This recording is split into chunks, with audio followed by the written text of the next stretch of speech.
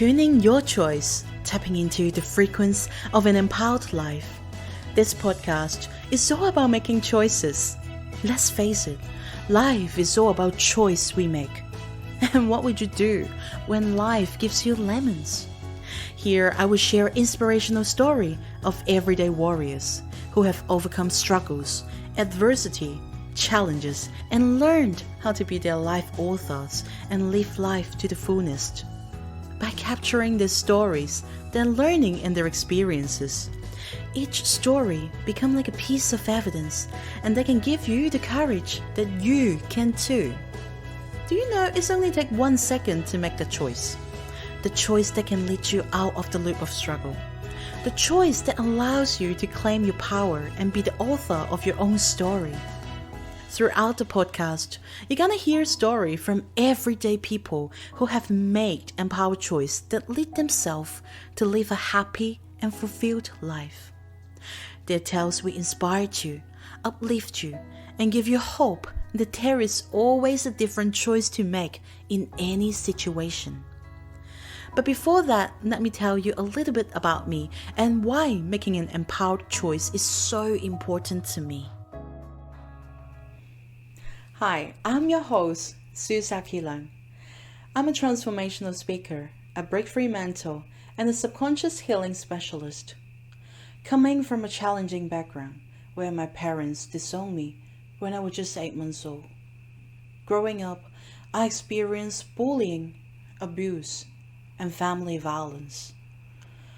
I experienced firsthand how trauma can impact our life, physically and mentally, and how it can leave deep scars in our subconscious mind.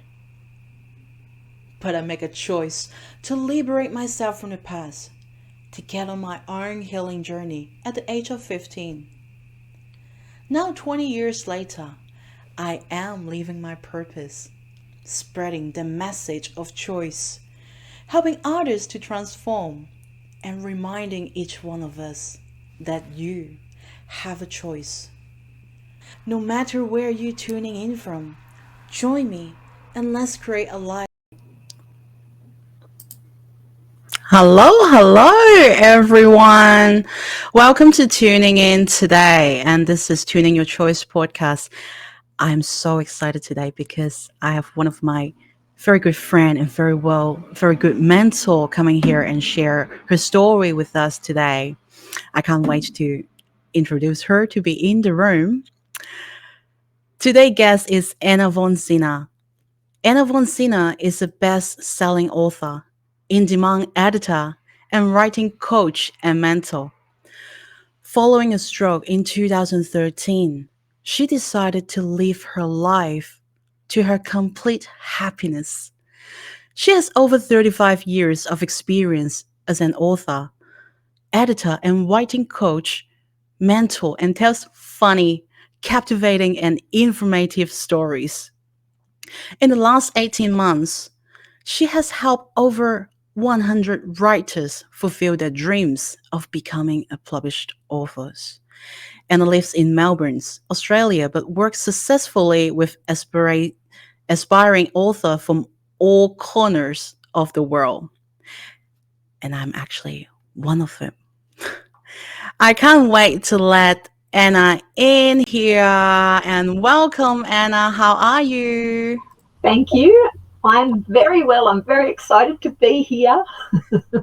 Yeah, and so today podcast is actually live, and this is the first time we do live for this podcast as well. So thank you for tuning in today. So first, let's give us a glimpse about your life, what you do. We talk about a little bit in the intro that you do a lot of things. You're writing and you mentor and do many different things. What you do and what you're in life right now. Gosh, what I do is I try and help people write their stories and write their books. And I guess I do that by, it's a lot of hand holding and a lot of encouraging and a lot of, you can do this, you can do this. And just getting people to write down all the stuff that's in their head about their lives and what they've done and how what they have done can help other people. And it's such an exciting thing, just to see what happens when people can hold a book that is theirs. Like, they can say, this is my book, and this isn't my book. This is my test dummy book that I use all the time. Oh, my Fantastic. phone. Oh, Anna is really time. funny. Anna always make me laugh. And of course, Anna is my writing coach and also one of my mentor as well. It's just what you just said before is holding hands and keep encouraging people. And yeah, and it's really important, I have to say. And I have to say a big thank you to you here, with all the audience here. I have never thought I can. I have never thought I would want to go online or even write my story on paper to share with different people. And Anna is one of the person that inspired me to do the podcast as well, because it just used the other form of the format to record a story and actually keep Everybody my like has a story, yeah, you know that, and everybody can tell their story in different ways. I mean, you can tell your story by writing a book, or you can tell it by speaking. Like, you told a bit of your story in the introduction today. So, that's a start. And you can do blog posts, you can do so much with your yeah, story. yeah. So I met Anna, I think last year. I th- because we both in speaker institute, so then we see each other post a lot, and we actually met in person because last year we don't really have a chance to meet people in person, so we met each other. And last December, I think, is the Christmas party, and then I have a privilege to get mentored by Anna, and so we have more chat. And one day I share with her that I want to do a podcast. I want to keep record different people's story. I want to interview people, so it's evidence that can let others know that we have different life events and struggle, but we also have a choice to turn our life and crave my crave our path, actually, to live a better life, to live a happy life. And so Anna was like, yes, I have a story to share too. And I know before you become an author, you actually come from different state, you move to Melbourne, and then you build your life in here and you settle down here. And there's some big life-changing event happened in 2013, which is you have a stroke. And tell us a little bit about that story, if you can. Well, it's a really exciting story. I mean, it's a tragic story as well as exciting. I had a really, really, really huge headache, and I'm talking about a headache that was shaped like the Starship Enterprise. So, the Starship Enterprise shaped like this and like this, if you've ever seen it from Star Trek. And so this headache was shaped this way, and it was a huge headache, the worst headache I'd ever had in my life. And I went to my chiropractor to get him to manipulate my neck, which usually fixed the headaches. And this day I went, and he could see that I wasn't right. And he made me do all the touch your nose and put your hands in the air and walk a straight line. And I could do all of those tests. And I didn't find out till later that they were the standard sort of tests that you give somebody if you think they're having a stroke. So because I could do them, he let me go. And oh my gosh, he regretted it so much. It took a couple of years for him to stop, saying, please forgive me, please forgive me. It wasn't his fault. He did everything he could. So he let me go. And I jumped in my car and I'm driving back towards home. And I said, yeah, I'll go to the post office and then I'll go home. So I'm heading towards the post office, I think. And in fact, I'm having a stroke. So I'm having a stroke at 3 o'clock in the afternoon in Melbourne peak hour traffic. I am so lucky that I didn't kill anyone, that I didn't kill myself. I didn't have a car accident. I ended up in a court in a street that I'd never been in before. Hmm. I was driving. I could feel myself going like this. And I can remember it. And in my mind, I could see I was going, I have to get through that lane to get to the post office. And when I was driving forward, I was actually driving into a light pole. And Oh. when I was coming backwards is when I was bouncing off the light pole. I wasn't going fast, but it was enough to bounce off the light pole. So fortunately, the people in the house to this side of me had seen me having a stroke in the car, and they called an ambulance and the police, and they came. And the next thing I knew, woke up and I was in hospital, and I could hear the whoomp, whoomp, whoomp of the MRI machine checking my brain. And that was the big adventure. But I was so lucky I didn't kill anybody. I'm so grateful. And when you know that you're about to lose control, should I use this word? Because you're actually driving car and then you know you're about to lose conscious. Didn't know. No, you don't. No, didn't know. It didn't hurt. No idea that it happened. The only thing I knew was when the ambulance lady said to me, or I should say the paramedic said to me, "We're going to take you out of the car." And she knew my name, so they must have gone through my bag to find out my name. And can you get out of the car to get into the ambulance? And I said yes. I can remember that. And then Mm. and later I happened to meet her on another occasion. She said I actually had 8 seizures on the way to the hospital. So it was serious stuff. Serious. Yeah, that was. And after that, how long you spent time in the hospital? I was really, really lucky. I only spent five days in the hospital, Yeah. and it's 5 days of nursing staff coming every half hour, it seems, and asking you what your name is, where you are, what the date is, just to see where you are and how bad your headache is, because Mm. headache is a big indicator of stroke. Mm. And so while you in the hospital, once you gain back more conscious, of course, after the stroke and after MRI, did you notice what's going on? Sure, sure, sure. In the hospital, I was fine. I mean, once the stroke was finished, it was finished for me. Mm. Um, it was quite funny actually. They put me into, I was in intensive care to start with, and then after about 24 hours, they put me into a normal ward, and I ended up in a ward with 4 elderly gentlemen, and these guys they would have been in their 70s and 80s, and they were in a really bad way. So I had the window seat, so I could look out the window, but I looked in around the rest of the room, and they were in a terrible way, and nobody said anything, and it was awful because I like to talk, and I like to know what's going on, and I like to find out people's stories, and who they are and what they've done and what interests them.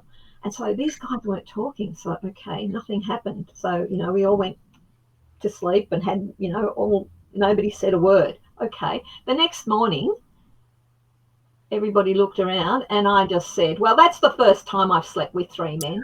And you should have heard them laugh. They loved it. Well, then it was on. We were chatting like we were old friends. I'd broken that cone of silence, Yeah. and we could talk. Yeah.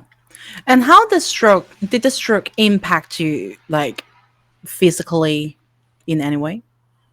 You can't see what the stroke has done to me. As you can see, I look normal. Well, I am normal, You and are. and I can walk and talk and do all of those things quite normally. The What it has done is that I now have a form of epilepsy. I get seizures that nobody else can see. They're called oral seizures. They happen inside my head, literally. and they last for up to 30 seconds, and only I can see them. So it's really frustrating because I've been in the hospital saying I'm having a seizure, and unless I'm hooked up to the EEG, nobody else knows. They have to take on my word. So yeah, it's a bit frustrating. But I'm not allowed to drive anymore. My memory is not what it used to be. I used to have a photographic memory, and that's gone. And I don't read the same way that I used to, which is really frustrating because, as you can see, I love books. I'm surrounded by books. I have literally thousands of books. So reading has changed, but it hasn't changed. It's changed the way I read for pleasure, but not the way I read for work. So that's a really good thing. Yeah. And so, did you notice all the changes right after the event, or is actually come to the surveys while you got discharged from the hospital? And Well, let me explain to you what happens when you have a stroke. mm, If you can imagine that this drink bottle, and I've got water in it, if you can see, yeah, imagine that this drink bottle is your skull, and the water in here is your brain. When you're having a stroke, this is what's happening to your brain, and all the rods and connectors that are in your brain are being broken. So depending on how severe your stroke is, it will depend whether you lose mobility in your arms, whether you can't speak, etc. So when you come out of a stroke, you are incredibly tired. The fatigue is indescribable. So when I came out of the stroke, I was exhausted. When I came out of hospital, I was exhausted. The smallest thing, even though I might have done it a million times, might have seen it a million times, it was just new. And my brain had to process reconnecting all those dots and connectors. And it was really, really exhausting, hard work. So I slept a lot, and, just had to take things really, really slowly for the first few weeks. mm, So that's probably the first thing I saw. And I didn't have the epileptic seizures until probably 5 months after mm. the stroke. So yeah. When you first have that seizure, did this scare you, or do you feel? Yes, yes. I was in a shop, and I didn't know what was going on. It was really weird because I get a sense of deja vu, and then I get like a bolt of electricity all through my body, and Mm, then I get like a panicky fear feeling, and that is my entire seizure. That's it. And by the time I feel that, the doctors have told me I've already been having the seizure for 10 or 20 seconds by the time I feel it. So it's a really weird, odd sort of seizure. But and yeah, terrifying. oh, absolutely, because you don't know what's going on. You don't know whether you're going to fall down. You don't know, can I get home? Because I wasn't allowed to drive. So, it's terrifying. But now I just carry on doing whatever I'm doing. I could be having one now. I'm not, but I could be having one now, and nobody would know. Yeah. And once after you have the stroke, of course, is by what you just said before, it also affects some of your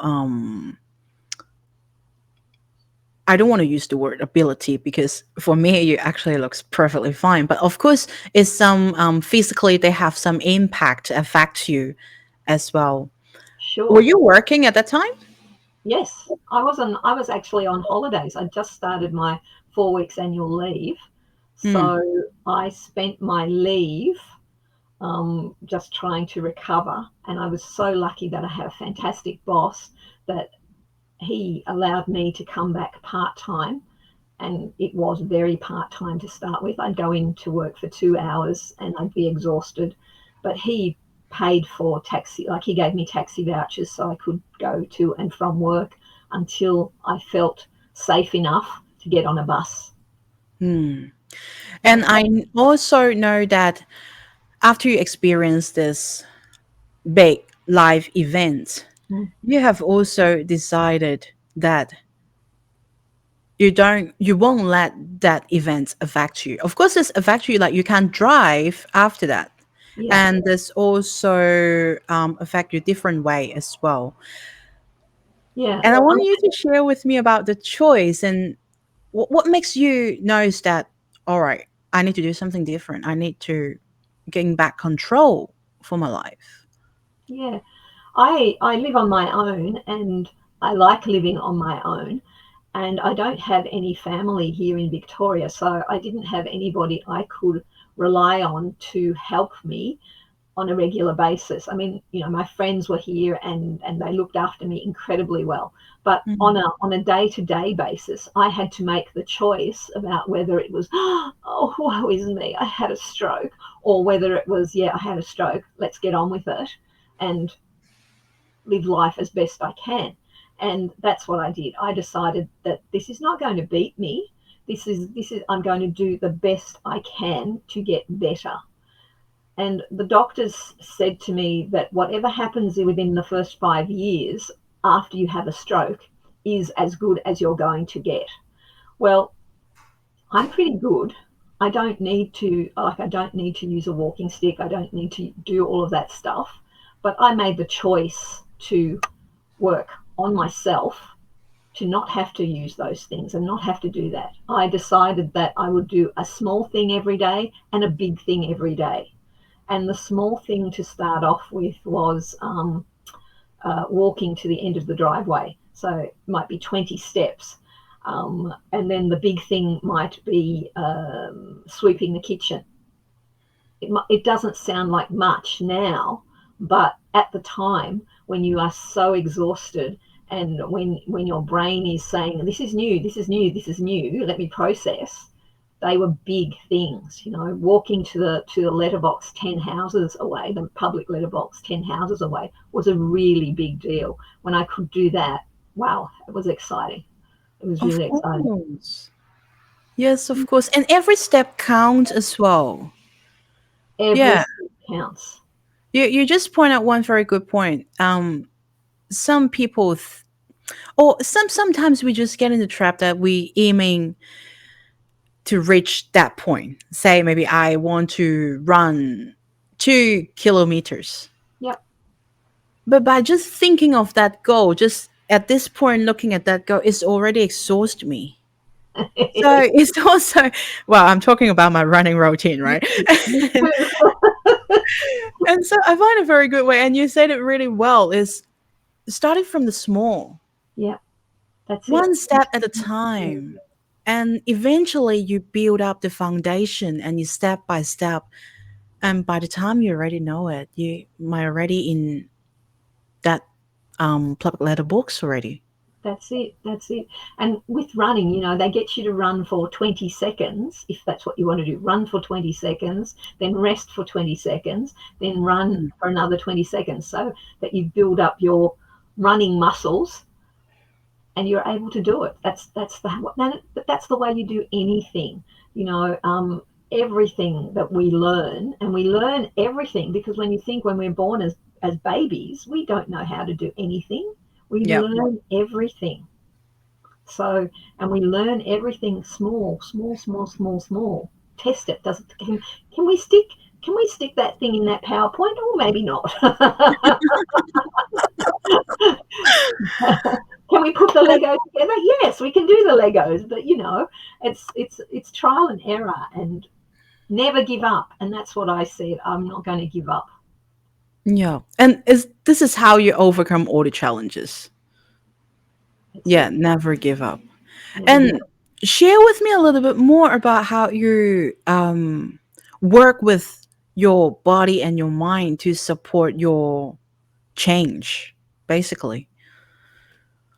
Um, if I go somewhere where I haven't been for a long time. So, for example, if I went to Ballarat, I haven't been to Ballarat for years, and if I went to Ballarat, my I would be so tired by the end of the day because my brain would be saying, this is all new. It's and I'm processing the whole time. Oh, look at this, and that's this, and this, and this, and this, and the colors, and the people, and it's just anything I do that is different or something that I haven't done for a long time. I still get that same tiredness, that exhaustion, and I can't help it. Overwhelming? It is overwhelming at times. You cannot imagine, wow, going into a supermarket, the color, the number of things, the number of people in a supermarket that we take for granted, or driving down a 6 lane or 8 lane road and there's cars coming at you, or a car park where there's hundreds of cars. Totally overwhelming. All the color, totally overwhelming. But we take it all for granted. Hmm. Yes. And how, when you notice yourself feeling overwhelming, and how do you help yourself to settle? I I I just say I've had enough. Um, Mm. I've had enough. I go shopping with my neighbour, for example, and we just go to the local supermarket, and I'll say to her, "I've had enough. I have to. I'll meet you outside." And she'll just say, "Here are the car keys. Go and wait in the car," because Mm. I know that I can only do so much before I get so tired from looking at everything and talking to people or whatever it is. I just have to rest. I just have to, and I have to honor my body, because it doesn't help me to push too far, because if I push too far I just fall over, and I mean literally fall over. So because I just can't function. Yeah. And you say that really well. When we feel overwhelming, it's not about pushing ourselves, it's to know our body limits and really nurture our body. Say, if just like your example, if I feel overwhelmed, I just tell people that, hey, I think this hit my limit. Maybe I have to go somewhere, and maybe I have to rest. And there's nothing wrong to saying that it's about hitting your limit. No, no. Yeah. All of my friends know that I will do that. And I've always got a book with me, or my knitting. Yes, I knit. And, I have those things with me because whenever I'm on public transport, for example, well, you spend a lot of time waiting for buses and trains, or, on buses and trains. And it's my time. So I do the things that I like to do. I read and I knit. So Yeah. there's no shame in that. And, if I can't do those things, I just have a sleep. People used to laugh at me when I used to go to the hairdresser and sleep, but that's what my body wanted. It because I relaxed in the hairdresser's chair, of course, I'd just fall asleep. Yeah. And so I think always check in with our body, and understanding our limit is really important. Yes, Emotionally and physically as well. So then can actually our bodies work with us, but we actually also take the responsibility to look after our body as well. Yeah, this is very important. yes. And for you to have that such a huge live events and experiences, is there any learning that you received from that experience? Oh, yes, yes. I think the biggest thing for me has been to learn how to ask people for help. I'm a very independent person, but there are still things that I just have to say I can't do that. I can't climb a ladder anymore. So my friend has to come and clean the gutters for me, for example, and to have to ask people to do stuff like that it's well, I'm still young enough to be able to do that theoretically, but physically I just can't do it. And when I had the stroke, well, friends were coming to cut my grass, or do the jobs that were bigger, that I just couldn't manage. But to have to ask people, that is the hardest thing. And to have to ask people how to how do we use this dishwasher again? Like at work, how do we run this dishwasher? Because I couldn't remember how to use the dishwasher, and to not feel embarrassed about having to Mm. ask. Yeah. And it doesn't have to be embarrassed too. And you, at earlier, you said that after you have the experience, you chose to live as your life author is like you in charge of your life instead of saying that, oh, you're the victim of your stroke, which is fantastic. But also, we also understand as well, wasn't strong doesn't mean we can't open and ask for help, because this is how human, how we work as a human, as a tribe as well. We help each other when it's needed. Yeah, and it's fantastic for you mentioning this. Yeah, that's probably the biggest learning is to have to ask. And unless you have to do it, unless you go through it, you don't understand how big Yeah, that is. I mean, people think, oh yeah, I can ask, but there's a real pride and shame thing that you have to get over yeah. to be able to do that. Yes, it is. It is. And talk about motivation. I know Anna is very motivative, always laughing. When we check, we always crank laughing. Mm. And do you have any affirmation or anything motivate you that keeps you going? Oh, I like to eat. And your cat. I like to eat, and I like, well, they like to eat too. I look, that's what keeps me going. The fact is that if I don't bring the money in, there is none. So, I have to work, and that's a big motivator. And, it doesn't mean I don't have holidays, but it means that I have different sort of holidays to everybody else. Yeah. Um, you know, that's, yeah, getting out of bed every day. I'm lucky that I can, and I remind myself when on those days when go, I don't want to get out of bed. No, you're lucky that you still can get out of bed. So, just to be grateful, I think, have gratitude, especially when I think my life is tough. Just be grateful for everything that I have when there are so many that don't have a Yeah, room full of books, gratitude. for example. How Yeah, lucky am I? gratitude. Gratitude and grateful, yes. And also this help us to change the perspective to see our day as well, like what you just said before, and that's fantastic. Of course, sometimes that we have bad day and good days, but once we actually be grateful or actually say out loud, it's lift up our mood a bit too. Yeah. That's correct. And if you have a friend that's sitting right in front of you right now, and for similar challenges or situation, they just believe there's no chance that I can be like you, Anna. Is there any advice that you would give to them? Yes, don't be like me, be like yourself. Don't give up, and just do the best you can do. Don't look to anybody else for what they can do, what their ability is, but do what you can do, And because every small everybody step is count. different. Yeah, that's fantastic. The last question. I love this last question because I know all the tips and tricks from from all the people I interview. What's that three books? The three books that you love most? Because I actually love read books a lot, and I have probably not as much as you, Anna. But as I look at the bookshelf and mine, Okay. what's that three books that help your life journey, or is three good books that you recommend to the audience?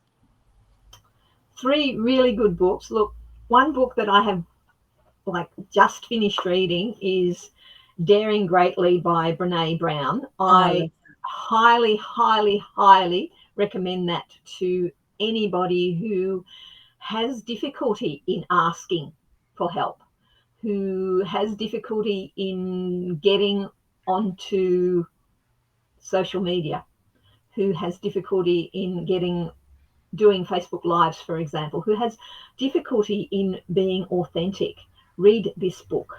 You will like it because Brene Brown, she's a really, really smart lady, but she's really genuine. And she swears and she talks about her family and Like she just us. says it like it is, you know. She's like, it's like talking to your best friend. You know, it's just a normal read, and it's not a hard read. So that's a really good book. Another book I really love, and I recommend it to all aspiring writers and authors, is a book by Stephen King called On Writing. And it's a non-fiction memoir that he wrote. And it's about his journey in writing and how he writes and how it's not easy peasy, lemon squeezy. There is a bit of work involved. And I really recommend that for anybody who wants to be a writer. And oh, the third book, oh, the third book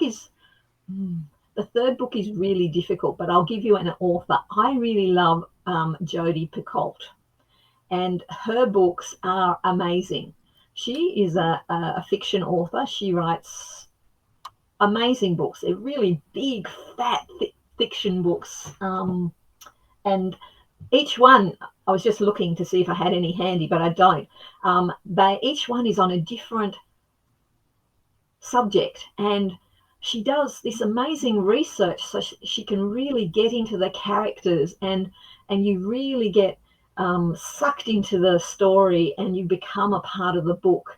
And I love that. I just absolutely love that. She's a really, really good writer, and I've enjoyed every one of her books that I have read. And I see your excitement as well. Yeah, I get really excited.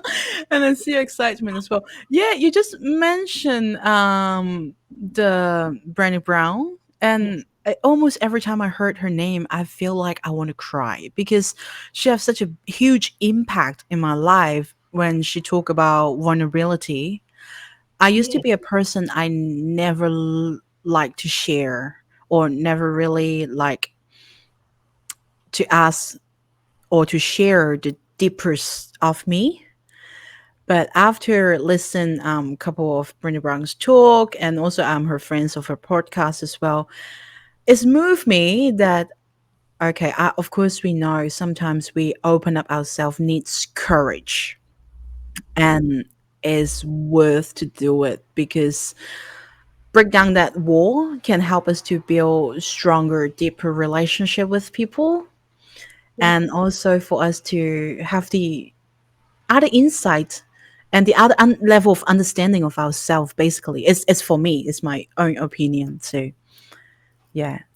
Look, when you release that story, your story from within you, whether it's by talking or by writing, you do a few things. One of the big things is that you ease the burden of your story on your shoulders, because you know yourself with your story. When you started telling it, you could feel that I don't have to carry this around with me anymore. I've told other people know. If they don't like me for my story, meh, so what? That doesn't matter. One of the other things that happens when you tell your story, you don't know who you're going to help. So, by telling your story, or me by telling my story, you don't know who might be listening or reading your story, who might be on the edge, and you might be the person that stops them from falling over the edge. You might be the person who just helps them see that it is possible to go on. Yep. And that's a really big deal. You won't ever know necessarily, but if you think that you can do that for one person, then you've done your job. Yeah, You've done your job. it's really really well said and important as well. Yeah. Yeah, I remember a couple of times that I actually share my story can not only empower people but there's also change people's life. Maybe you save some life by just share your story. Yeah. Well, So one of the things is that, you know, when you hear other people's stories, like for example, when we look at the news now and we see what's happening in when we see what's happening in Ukraine, for example, you cannot help but say, how lucky am I that I live in Australia? yeah, You know, it gives you that gratitude for whatever your situation is, that you don't have to live that situation. And that's not a bad thing, and then that's not a selfish thing to do. It to be shown how to be grateful, it's a gift. yeah, So absolutely. And I hope Anna keep helping others to share this story. And also, of course, thank you for coming here to share your story today with me. thank you for having me. I've loved it. I've loved that too. I've enjoyed it. I think like from now on, all the podcasts just do it live form. I love that. I love that. I love that. And I love that I always love to listen when you talk because I think you have so much wisdom within you and you are so authentic. Thank Authentic you. AF. Yeah. And this really aligned and I love it. And now to the audience, again, what's that one choice you will make? What's just only one choice you will make today? And allow yourself to be the best version of you. You can comment down below, or maybe you can share this in the email. This podcast will be in different social media, also in LinkedIn and YouTube. And also, I've put down the link to contact and connect with Anna in the subscription as well. So go and down and check it. And the last is if you know anyone or even you have an inspiring story that can share and benefit the collective, contact me. And I love to have you in the podcast. Remember, you always have a choice. Thank you. See you 2 weeks later.